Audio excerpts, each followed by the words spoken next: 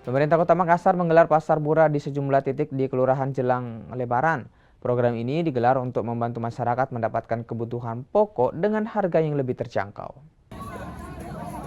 Warga di Kelurahan Mariso, Kecamatan Mariso, Kota Makassar rela antre untuk mendapatkan sembako di pasar murah yang digelar pemerintah Kota Makassar. Program pasar murah digelar setiap hari di 9 titik di sejumlah kelurahan di Kota Makassar hingga sehari jelang Idul Fitri. Pemerintah sangat membantu warga-warga yang seperti kami dengan meringankan beban karena ini memang murah sekali anunya nih pengadaannya. Jadi kami sangat terbantu dengan adanya ini ya Rencana dibeli apa? Beras, minyak, kebutuhan pokok karena terjangkau tuh harganya. Bahan pokok yang dijual di pasar murah diantaranya beras 5 kg seharga Rp57.000, telur perak seharga Rp56.000, gula 1 kg seharga Rp17.500, serta minyak goreng 1 liter seharga Rp15.000.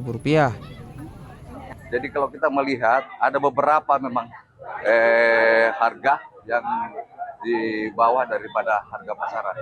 Alhamdulillah semua kita bisa melihat bagaimana antusias masyarakat, khususnya warga Kelurahan Mariso di dalam pelaksanaan gerakan pangan murah ini, dan serasa apa yang telah kita lihat sama-sama di belakang ini.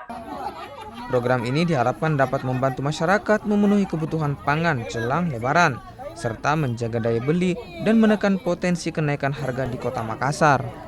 Nila Rustam, Kompas TV Makassar, Sulawesi Selatan.